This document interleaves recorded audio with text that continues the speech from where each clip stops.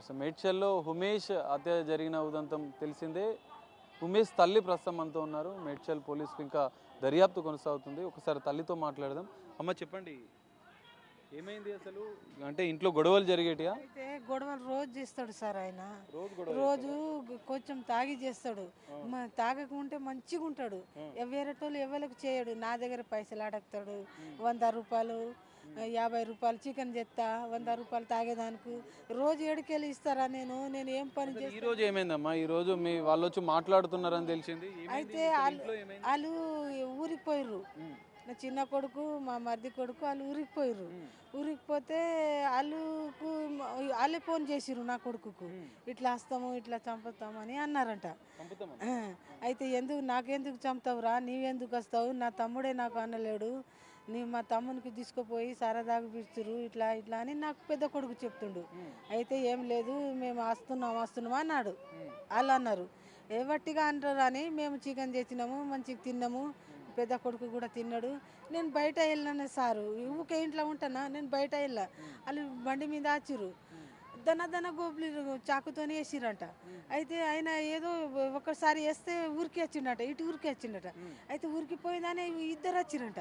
ఇద్దరు వచ్చి రోడ్డు మీదనే మొత్తం చేసిరంట సారు. నాకు మొన్న పొడిచిడు సారు, నాకు తెలియదు సారు. అంత మంది ఉన్నప్పుడు నేను చూసే వరకు మంది ఉన్నారు సార్, అప్పుడు వచ్చిన సార్. మా చిన్న కొడుకు మరి చదువుకుంటాడని తెలుస్తుంది, మరి ఎందుకు ఇంత ఇట్లా కత్తులతో ఎందుకు? అమ్మ నాన్నకు అంత సతాడించుడు ఎందుకు, అట్లా చేసుడు ఎందుకు? అమ్మ ఇంటికి చంపుతానా అని నాకు కూడా చెప్పిండు. ఏమని చెప్పిండు ఇంతకుముందు? రాకేష్ చంపేస్తాము, నేను ఉన్నా కదా, మీకు అందరికి చూస్తాను, వదనకి కూడా చూస్తా, వాళ్ళ పిల్లలకు చూస్తా, వద్దు రా జైల్లో ఉంచుతాము 10 సంవత్సరం అట్లా వద్దు, అట్లా మనకు పాపం తెలుగుతుంది, వద్దు అని నేను అన్నా. కాదు అమ్మ అని అన్నాడు.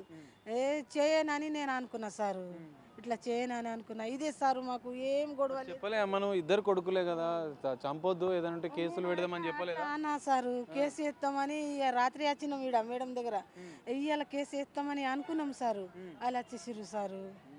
కేసులా 10 సంవత్సరం జైల్లో ఉంచుతాం రా, మనం ఎప్పుడు యాద వచ్చినప్పుడు చూసి వస్తామని అనుకున్నా సారు. వాళ్ళు ఎప్పుడు అప్పుడే వస్తానని నాకు తెలియదు సారు. ఇంకంతే సారు, ఏం లేదు సారు. అంటే ఇంతకుముందు ఎప్పుడైనా మాట్లాడిరా గొడవలు అయినప్పుడు, అరే ఇట్లా వేధించొద్దు, ఎక్కువ తాగుడికి బానిసై ఇట్లా గొడవలు అవుతున్నాయని చెప్పి మీ ఫ్యామిలీ వాళ్ళు కుటుంబంలో అంతా కలిసి కలిసిరు? వాళ్ళు వచ్చిర్రు, నా మరిది కొడుకు, మరిది కొడుక లచ్చు, వాళ్ళు అందరు వచ్చిర్రు. నా కొడుకు నా మరిది కొడుకే పొడిచి.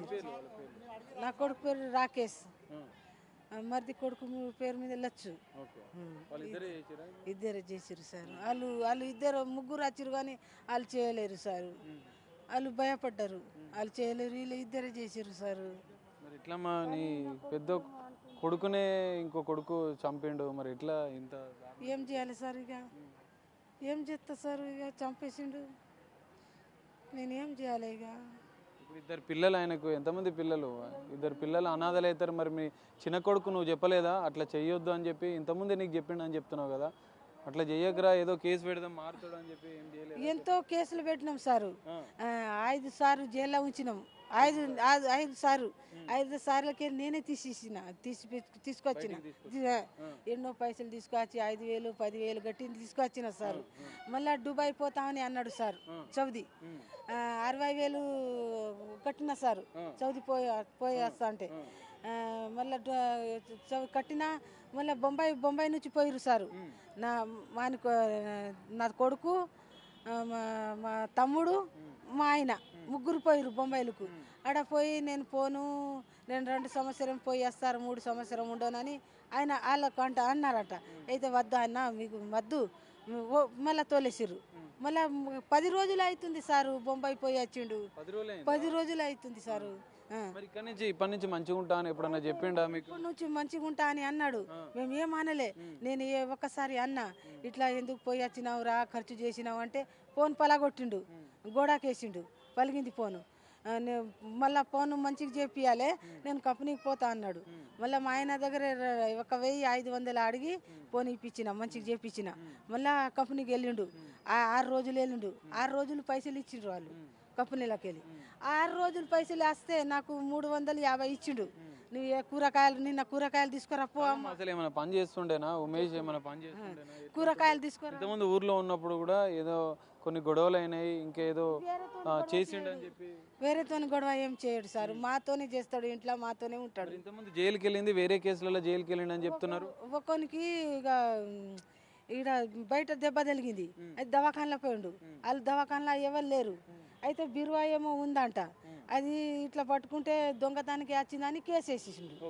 కేసు వేసేసిండు ఒకడు కేసు వేసిండు, ఒకడేమో ఇక మేమే మా కోడలు కాలే ఇరగొట్టిండు, కాలు మంచిగా చేపించిన మా కోడలే 2 సార్లు జైలు అయిపించింది. ఇదే సారు. చిన్న కొడుకు ఎప్పుడు చెప్పలేదా అమ్మ? మరి ఇద్దరు ఒకటే కదా నీకు, ఇప్పుడు కొడుకులు అంటే ఇద్దరు ఒకటే కదా, ఇద్దరు కొడుకులే కదా. మరి ఇద్దరు కొడుకులు ఉన్నప్పుడు చిన్న కొడుకు అట్లా చెయ్యకు, అత్తే మీకు ముందే చంపుతా అని చెప్పిండు కదా, చంపినప్పుడు మీరు ఎప్పుడు చెప్పలేదా మరి ఆయనకి?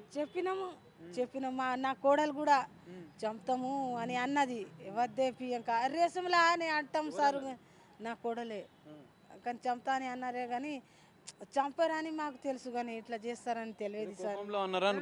అట్లా ఉన్నాము సారు, కోపంలో భయం చెప్తారు అని అనుకున్నాం, కానీ ఇట్లా ఫస్ట్ వచ్చి చంపుతారని మాకు తెలియదు సారు.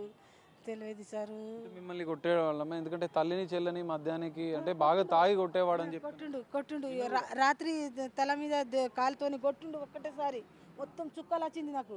అయితే మా బిడ్డ బాత్రూంలో ఉంది, అమ్మకి ఎందుకు కొడుతున్నావురా అని అన్నది మా పెద్ద కొడుకు.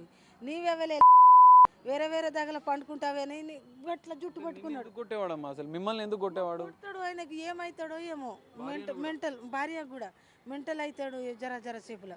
అయితే ఇట్లా పట్టుకున్నాడు 2 దెబ్బ కొట్టిండు. మళ్ళీ బయట ఉరికినాం మేము, బయట ఉరికితే మళ్ళీ బయట కూడా కొట్టిండు మా చెల్లెకు మా బిడ్డకు. అయితే ఈడ వచ్చినాము వీళ్ళేమో అన్నారు, రేపు రారి, రేపు సార్ ఉంటాడు, ఆయన 10 సంవత్సరము 2 సంవత్సరములు జైల్లో ఉంచుతామని అన్నారు. ఇదే ముచ్చట మీద ఉన్నాం మేము, వాళ్ళు ఇలా చేసిర్రు, ఇట్లా అయిపోయింది. ఇది పరిస్థితి. ఉమేష్ తల్లి చెప్తుంది, కుటుంబ వివాదాలనే తరచూ మద్యానికి బానిసై తమపైన దాడి చేసేవాళ్ళు, తమల్ని తీవ్రంగా కొట్టేవాడు, తల్లిని చెల్లిని భార్యను అనేక రకాలుగా ఇబ్బందులు పెట్టేవాడు. అందుకే తన చిన్న కొడుకు కూడా ముందే చెప్పాడు, కానీ ఇంత దారుణంగా హత్య చేస్తాడు అనుకోలేదు. కేసులు నమోదు చేస్తే జైలుకి వెళ్తే మారతాడు అనుకున్నాం, కానీ తన కొడుకుని తన చిన్న కొడుకే హత్య చేస్తాడు ఇంత దారుణంగా అని చెప్పి అనుకోలేదంటూ ఆ తల్లి తీవ్రంగా రోధిస్తున్న పరిస్థితి కనిపిస్తుంది.